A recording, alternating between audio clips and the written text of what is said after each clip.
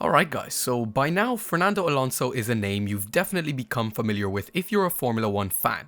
Whether you love the man or hate him, there's no doubting the fact that he will go down in the books as one of the greatest F1 drivers of all time. In fact, in my humble opinion, he is the greatest driver. But statistically speaking, he's far from it. We have drivers like Lewis Hamilton with 103 wins and 7 titles under his belt, Sebastian Vettel with 4 championships in a row and 53 wins under his belt, and Max Verstappen, who recently equaled Alonso's championship tally and actually surpassed him in terms of wins, statistically making him the better driver of the two. But I think, and I'm sure a lot of you guys agree, that statistics can only show so much. Put it this way, is Max actually the better driver? I don't think so. Currently maybe, but I'm talking about prime Alonso. Even though Alonso is performing at a very high level, he hasn't got the machinery to show much. And that has pretty much been the story of Alonso's career. He's always had the talent and the drive to fight for and even win championships, but there was always something in the way that prevented him from doing so. Let's get his first 2 and only championships out of the way firstly. Sure, he did beat Kimi Raikkonen and Michael Schumacher to the title in both years, but that was mainly down to the Renault being the superior car in both years. Ferrari were essentially nerfed by the FIA to allow for another championship winner other than Michael Schumacher and to conclude their domination of the sport. This was done by changing tyre regulations so that the tyres weren't allowed to be changed during a race, so tyre manufacturers had to design a tyre that could last the whole race. In 2005, there were 2 tyre manufacturers, Bridgestone and Michelin, and basically Michelin struck gold and Bridgestone did the opposite. And of course Ferrari were using the Bridgestone tyres and the likes of McLaren, Renault and most other teams were using the Michelins. So yeah, that led Renault and McLaren to actually put up a fight and ultimately ended up with Fernando on top for 2 years in a row. Although undoubtedly they were 2 very impressive years in Alonso's career, and ultimately they gave him half of his wins and his 2-time world champion title, but they aren't necessarily the reason why a lot of people consider Alonso one of the greatest. His greatest seasons were in fact the ones where he didn't manage to win a title, but got so close. Looking back to 2007, both Lewis Hamilton and Alonso were new to McLaren. However, Hamilton was a rookie to the sport and they drew on points at the end of the season. Although Hamilton placed second and Alonso third because Hamilton had more P2 finishes than Alonso. So essentially Hamilton technically beat Alonso in his first season in the sport, which of course is ridiculously impressive and of course that can't be taken away from him. But both Alonso and Hamilton were beaten by Kimi Raikkonen in the Ferrari by 1 point.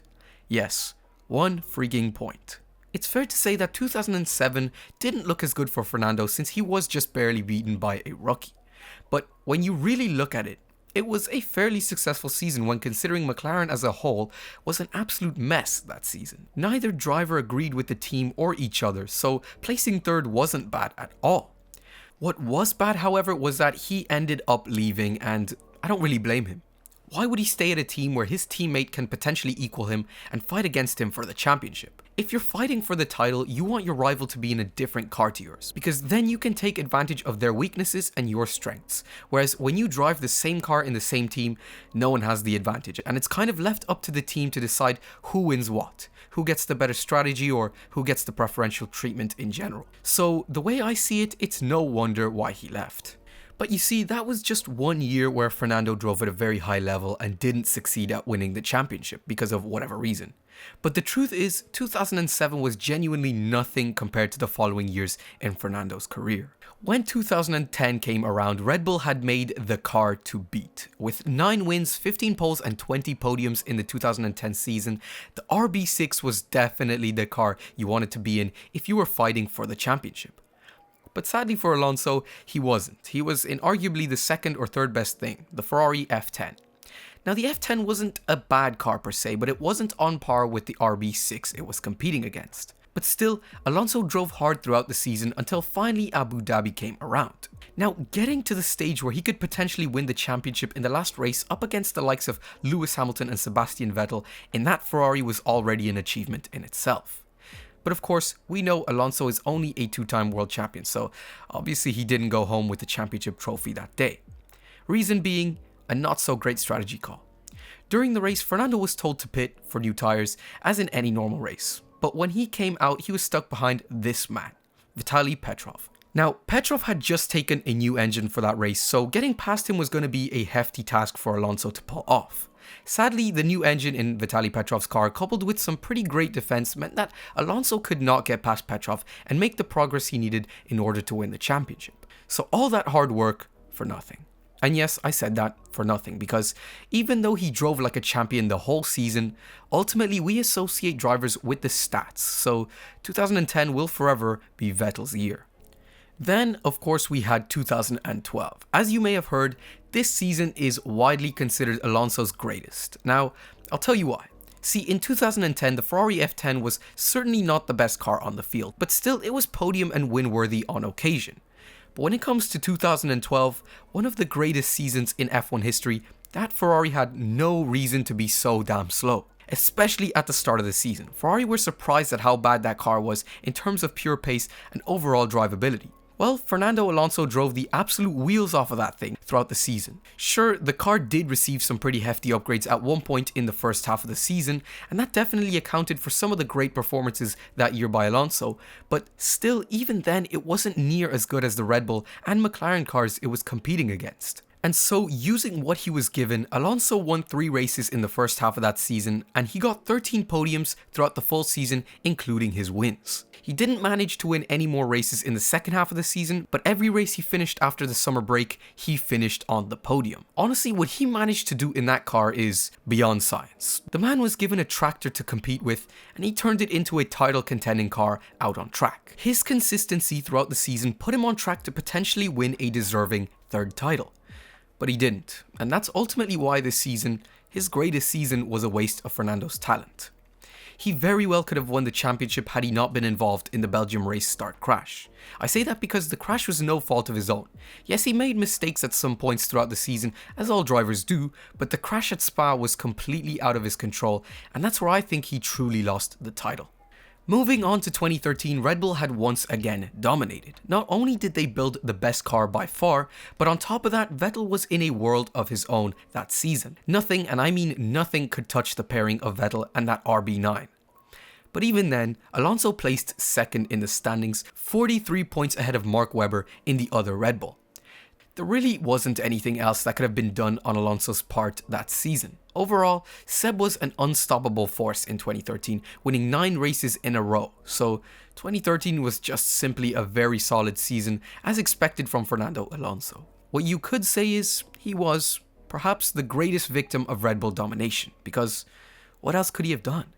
After another season with Ferrari in 2014, Alonso made what is quite possibly the worst move in Formula 1 history. He went from Ferrari, who of course didn't manage to deliver on giving Fernando the necessary machinery to win a title, but at least they gave him somewhat decent cars. So he went to McLaren.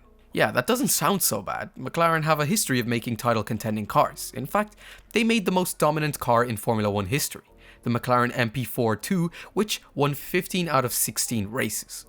But McLaren had just recently signed what seemed to be a very promising deal with Honda. After all, Honda has had a pretty solid stint with Formula 1, right? Well, not between 2015 and 2017, and that just so happens to be the time Fernando Alonso also went to McLaren. In short, Alonso's time at McLaren is probably one of the biggest wastes of talent known to mankind. In 2015 and 16, McLaren had both Fernando Alonso and Jenson Button in what was essentially a backmarker car, and at its best, a back of the midfield car. 2 proven world champions in what was borderline the worst car on the grid. But anyways, moving on, in 2018, when things started looking a little bit better for McLaren, Fernando decided to retire, and I completely understand that decision. Since his stint at McLaren was just pure pain, I don't see why he'd want to continue. But after 2 years out of the sport, he had enough, so he announced that he was coming back into the sport with Alpine, which of course is Renault with a rebrand. And that's who he won his 2 titles with. So it looked promising. 2021 was overall a success for Alonso in my opinion. He drove absolutely solid with what he was given and even managed to score a podium in Qatar purely on merit. But in the grand scheme of things, you could look at it as sort of a prep year, since he was just coming back from a 2-year holiday from the sport. So when 2022 came around, things were looking very exciting. But if you've learned anything at all from watching F1, one of the most valuable lessons is probably that you shouldn't get excited for Fernando Alonso, because ultimately you'll be let down. And that is exactly what happened this season. Sure, it isn't over yet, but already race after race, he's had problems with the car, something we've sadly gotten used to seeing throughout Alonso's career. This had prevented him from scoring a heap of points, placing him currently behind his teammate Esteban Ocon. Now, I don't think Ocon is a bad driver. In fact, he's quite solid and seems to be getting better, but by no stretch of the imagination is he on Fernando's level, let alone better. But if you go by the stats, which a lot of new fans may, you mightn't see the difference. And now, Alpine recently refused to give Alonso a 2-year contract extension. Instead, they offered him 1 year, and obviously when that year was up, they wanted to bring in Piastri, but of course that didn't go as planned, and now Alonso is going to Aston Martin. Yes, Aston Martin, a team that has been on a steady decline over the past couple of years. I don't want to see what happened to Vettel also happen to Fernando. He's already been through the McLaren phase, and if it happens again with Aston, I'm sure we won't be seeing Fernando for long. So I hope they improve, because this is basically Fernando's last shot at a competitive car. I'm not expecting anything crazy for next year, but as you may know, Aston have some serious infrastructure in the works that may be the key to creating a good car. Alonso is signed with Aston Martin for the foreseeable future. It's a multi-year deal, so it's fair to assume maybe 2 to 3 years for now. That's more than enough time to build a somewhat decent car. If they do, this could be the revival Fernando has been needing in his career for so long. But if it isn't, well, then I think that's where the line will be drawn and he may quit for good. And honestly, that's what I fear the most. He's shown on multiple occasions, both this season and last season, that he still has the fight, hunger and skills to challenge at the very top. And the last thing you want to see is that going to waste, like it did on countless occasions spanning the length of Fernando's career. But that was it, guys. If you did enjoy the video at some point, please consider liking and more importantly subscribing to help with the growth of this channel. And if you do want to add something, anything at all, please do so down in the comments below. I'm trying to grow this channel, and doing so will definitely help with the algorithm.